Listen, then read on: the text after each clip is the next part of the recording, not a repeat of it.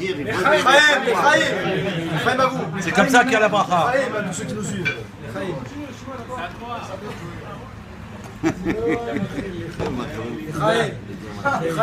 Sachez que, c'est vrai, ce soir c'est un fabricant spécial.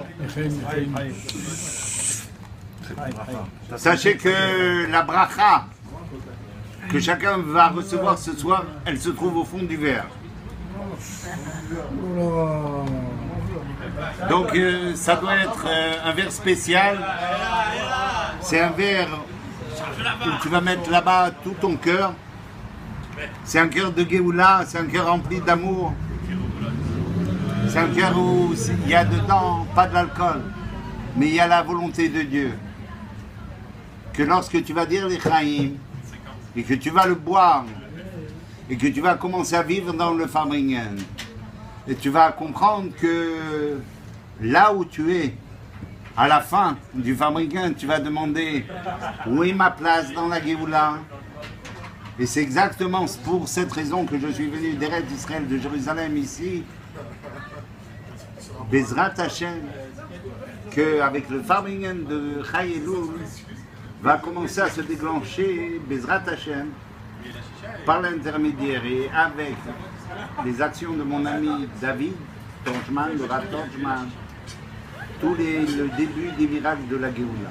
Amen. Amen. Aujourd'hui, chacun de nous, on est face à Dieu, face à la divinité. On se trouve face au Rabbi, face au Meller.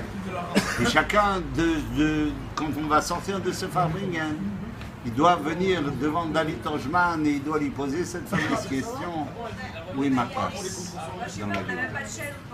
Et que ceci, c'est le contrat. Que pour pouvoir rester au Farbringen, c'est pas simplement manger une pizza, ni boire, de dire les Chaim, c'est pas de l'alcool, c'est un srout, c'est un mérite. Et ce mérite-là, comment dire, il y a un engagement au bout. Oui, ce cadeau du ciel, ça induit des devoirs et des obligations. Ces devoirs et des obligations, c'est où est ma place dans la Géoula. Dites les Chaim, avant tout, on doit se réjouir devant la divinité et que Dieu, il est géant, c'est une entité merveilleuse. Dieu est une entité d'amour, de joie, de bonheur, de lumière. C'est notre seul Père et notre meilleur ami. C'est le Père qu'on a toujours rêvé et l'ami dont on a toujours rêvé. C'est celui qui te plantera jamais, qui t'abandonnera jamais, qui lorsque même ton cœur n'arrive plus, t'arrives plus à parler, que tu jettes le téléphone et qu'il est en messagerie, Dieu il est là et il te dit: coucou, je suis là, je t'aime, mon fils, mon frère, mon ami, je suis fou de toi.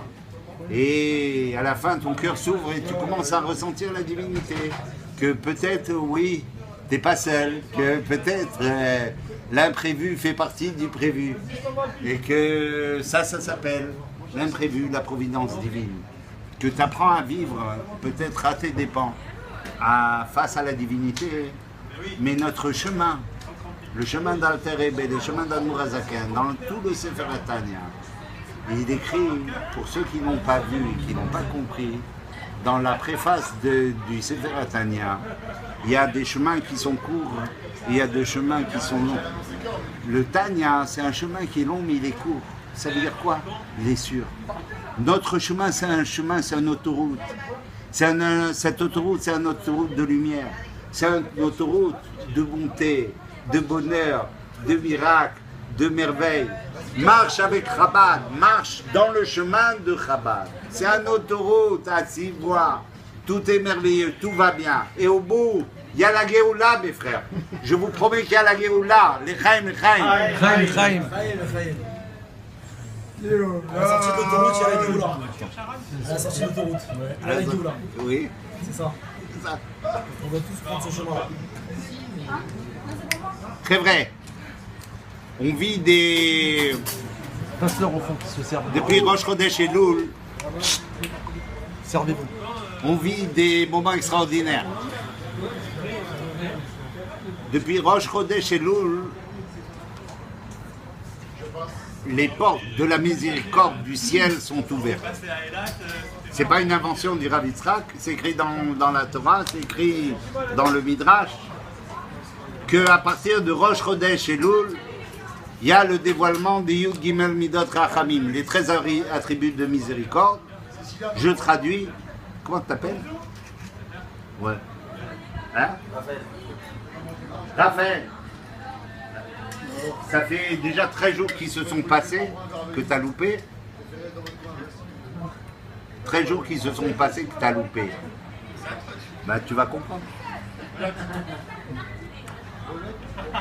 13 jours, les portes du ciel, elles sont ouvertes.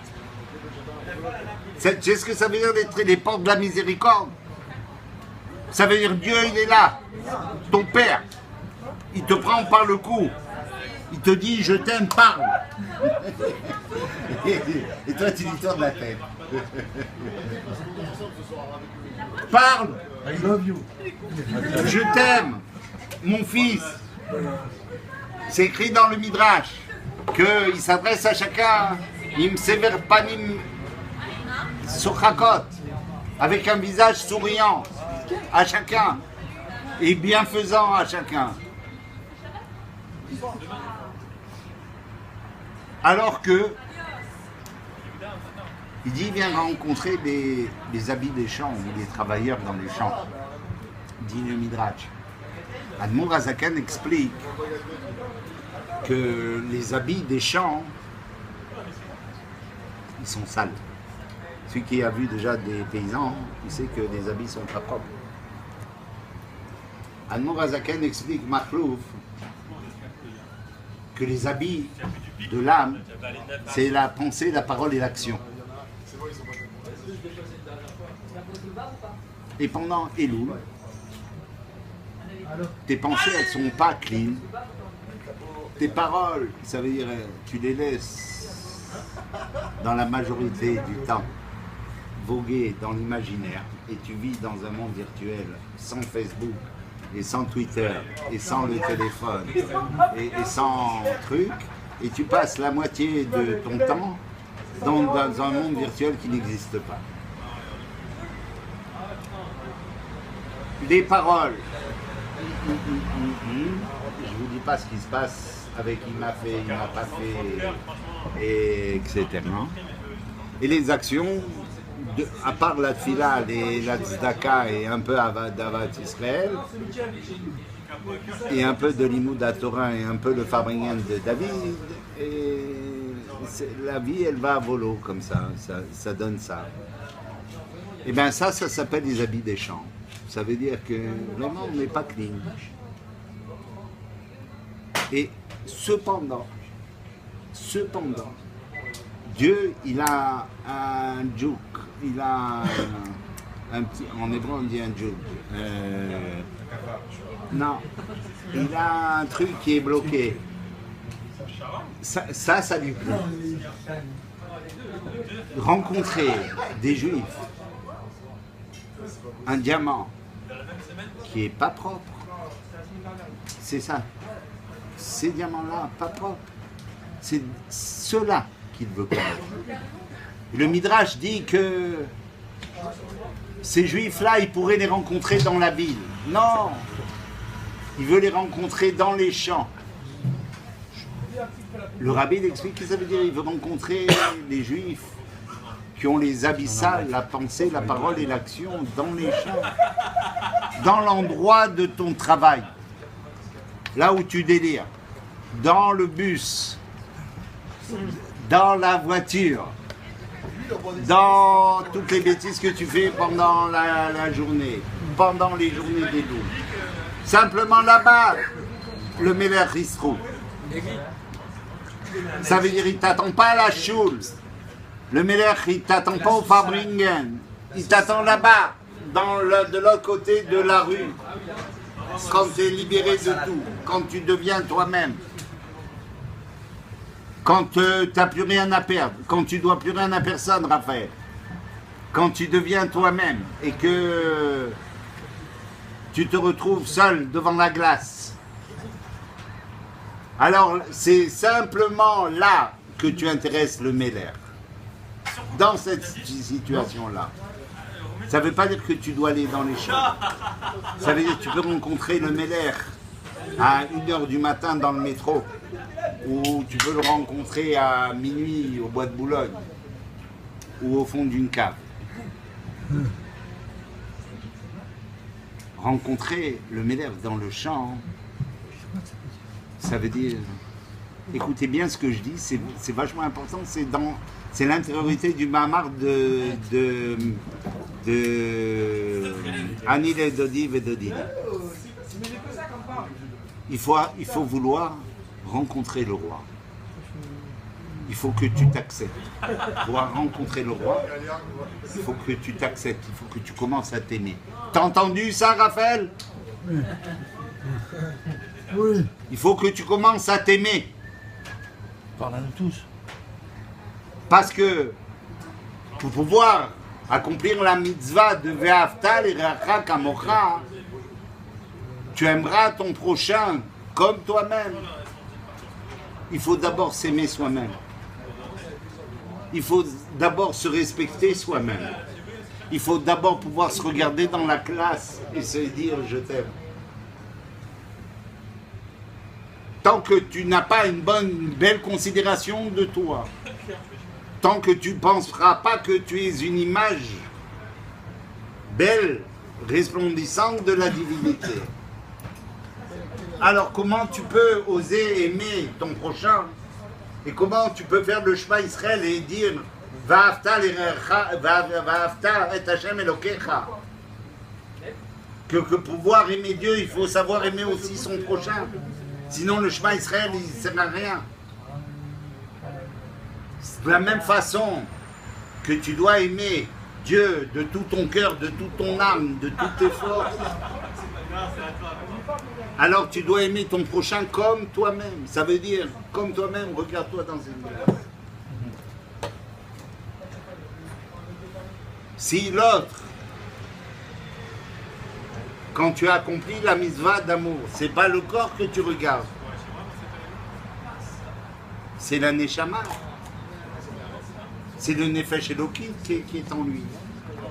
Cette dimension-là d'amour, c'est une manifestation, une induction de la divinité. C'est la divinité que j'aime chez David. C'est l'âme divine qui est si belle chez lui. Et qui est si grande. Et c'est de ça dont je suis amoureux. Et cette image-là, elle est bidou à l'image de la divinité. Et c'est ça que tu dois voir tous les jours, chez chaque juif. Commencer à faire ce switch géant. C'est ce qui est toute la synthèse du Sefer Tanya. Que pensée, parole et action, c'est une seule chose, mes frères. Il n'y a pas, je pense bien, je dis des saletés, ou je dis du lachon hara. Ça n'existe pas. Il n'y a pas, je pense bien, je parle bien, et je mets des coups de couteau à mes frères, ou je fais des saletés, ou je vole. Notre chemin, le chemin de la Géoula, c'est un chemin de lumière, c'est une autoroute. On dit que la vérité, on pense que bien, on ne ment jamais. C'est un chemin de émet. C'est un chemin de responsabilité, Raphaël. C'est un chemin où, quand je prends la main de mon frère, je la prends pour l'éternité.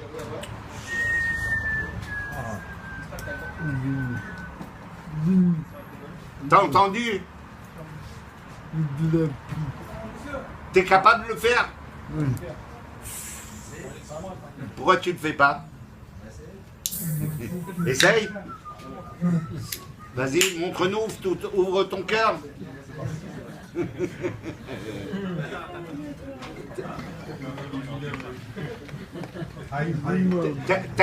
Exactement, Raphaël, je suis content parce que j'ai arrivé exactement là où je voulais que tu arrives.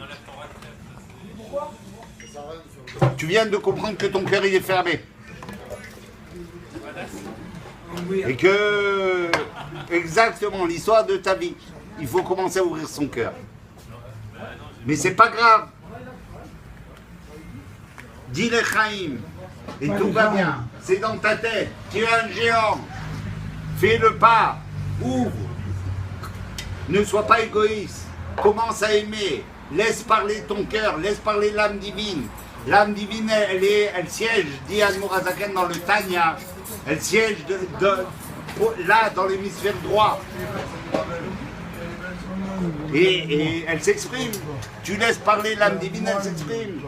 Je te dis, je t'aime, Raphaël, dis les Chaim.